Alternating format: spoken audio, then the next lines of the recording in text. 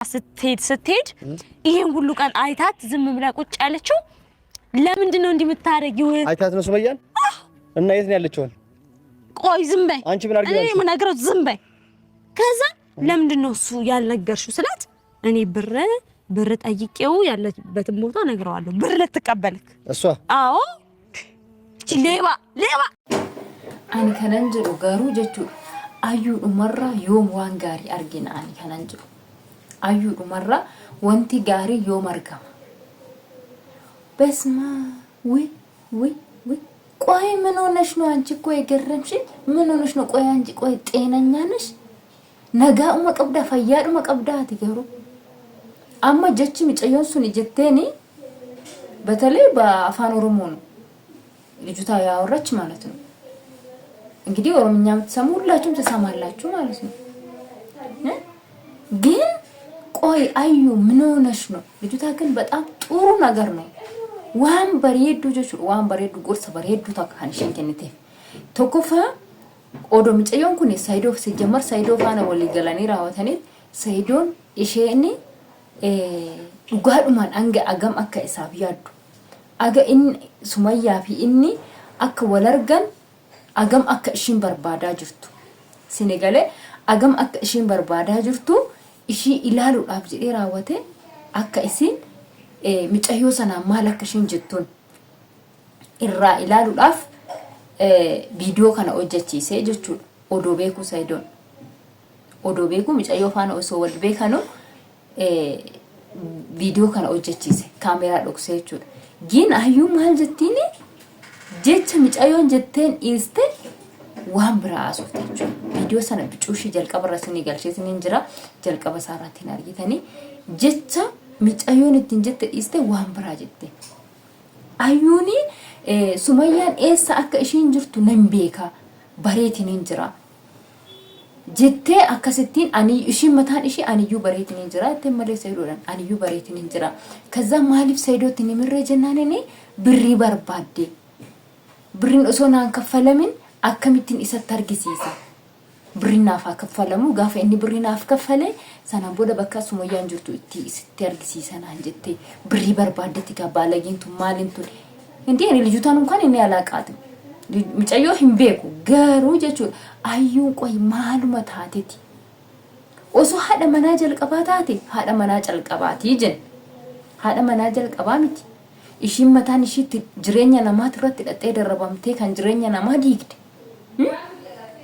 አማሞ ጀቹዳ ማል ተከነ ሲጎዳ ኢኑ ዩ ሀደ መና ኢሳ ጀልቀባ በርባደና ኢልሞ ኢሳ በርባደና ደስላ ካንን ኦሊገደሙ ጃለቴ ካሌሳ ሀደ መና ሳውጅኑማን ኢልሞ ሳውጅኑማን ወጅመን ጅራዳ ጀቴ ጃለቴ ቱሚቲ ካን ኢሲን ነጥራወቴ ጅሬኝ ሰነ ኬሰት ትገልተ ካን ኢሲን ነጥራወቴ ኢትየሩምቴ ጋፈ ጀልቀባቹ መራቴ አከታኔ ኡፍጎቴ በሐራራነ ሲፋና ዴማ ማል ጀቴኒ የቹ ቤቴ ቱሚቲ uso akasuma yanjurtu beette aka saydon ilmo qabu beette timiti gafa jalqaba kan isin dhaxeetti gal har'a hooyu jechuudha jireenya isaat baxabatte ilmo isaa isarraa fageessite har'a maal takkan ishi godha tasgabbii kaleessa itti yaaddee raawwattee to ittiin galle gafa dhaxxee raawwattee isatti eerumu malee du'een argama isatti eerumu malee nan bada isatti eerumu malee ofin ajjeesa gafa jette sana jireenyi kun ishiittiin dhaga'amne jireenyi kun itti mul'anne akka haadha manaa lammataa taatee jiraatu ishiitti mul'anne gaafasan gin amma jechuudha viidiyoo amma dhaggeeffadhe keessatti reef dhiyoodha kan galakkise sa'aatii tokko yoon taane jechuudha viidiyoon sun ergan argee garuu mucattiin suni isaan piraankiillee isiirra taa hojjetanii malee yaada bareedudha jechuudha yaadni isiin mucayyoo sun dhaxxeetti dubbatte osoo dubartii beektuu taate otoo dhuguma nama beeku nama sammuu qabu nama yaadu osoo taate jechuudha ayyuuni sumayyaan eessa jirti bakka ishiin jirtu natti argisiisi jette seedoodhumayyuu jaalala isaa sana cimsachuudhaaf jechuudha jaalala isaaf qabdu sana daran hammeeffachuudhaaf daran cimsachuudhaaf maal gooti sila bakka sumayyaan jirtu natti argisiisi dhugaadhuma yoo sumayyaa argite mana sumayyaan keessa jiraatu bakka isheen jirturree mana isiin jirturree isiin illee yoo isiin illee wal arkuu baatte bakka isiin jirtu mana isiin jirtu sila dhaqxee bartee raawwatte sana booda Saayidootti himuu qabdii turte jechuudha.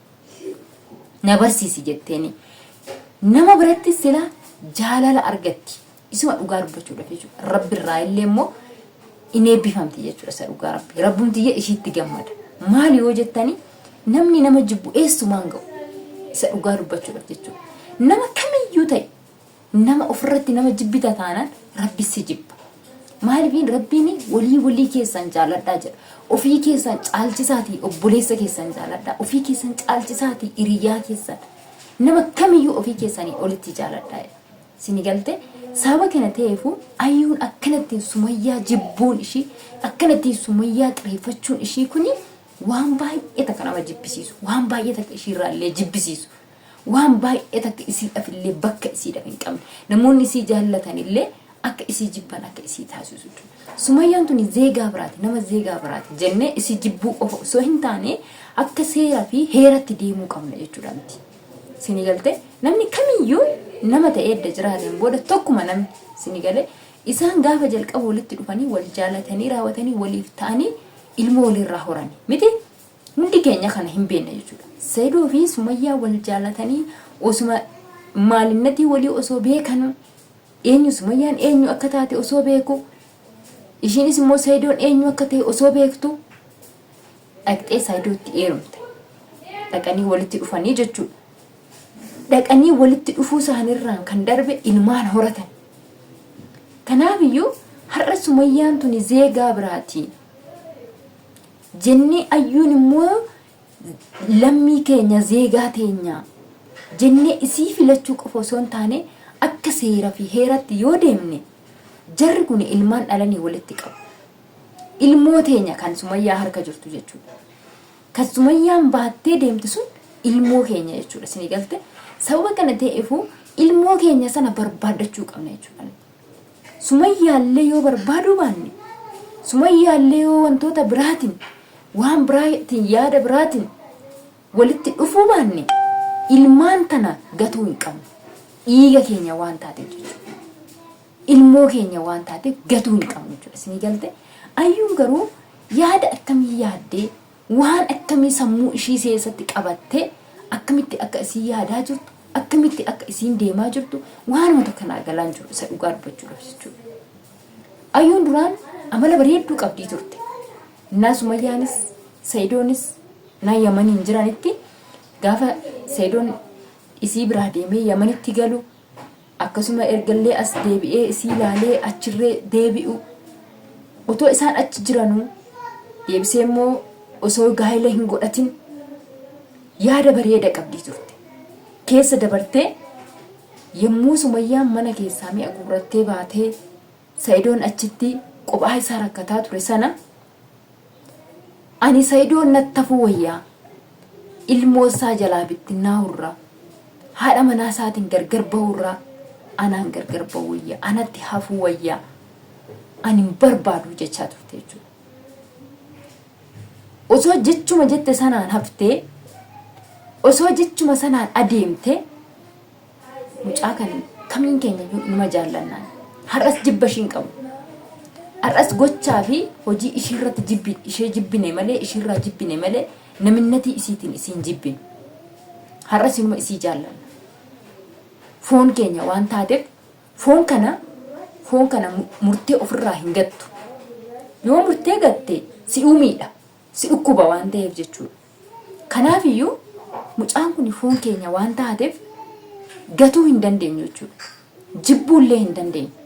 Garuu haala kam keessattuu akka isiin deebitu akka isiin karaa sirrii irratti deebitu wanti nani gochaa jiru kun waan sirrii miti wanti nani jechaa jiru kun waan sirrii miti jettee tasumallee gaafa nuti dubbii kana dubbannu akkuma carraa ta'ee viidiyoon kun illee ishee bira qaqqabee akkuma carraa ta'ee namoonni baay'een waa'ee isii irratti kan dubbatan isii bira qaqqabee gaafa dhageesse edaa hojii nan hojjetaa jiru kun hojii sirrii miti balleessadha waan narraa bareeduu miti waan narraa fokkisuudha jettee karaatti akka isiin deebituufi malee isii jibbine isii gatuu isii suukanneessu yookiin immoo isiin akka wanta tokko miidhamne tokko isiirra ga'uufi miti. osoo miidhamni tokko isii ragee nurra ga'e jechuudha. Kanaaf iyyuu ayyu arras borus nuti jibba kee qabna si jaallan garuu gochoota fi jechoota afaan kee irraa bahan waan hojjettu ilaallachaa. Oromoon safuu qaba, safuu eeggataa, duudhaa qaba, duudhaa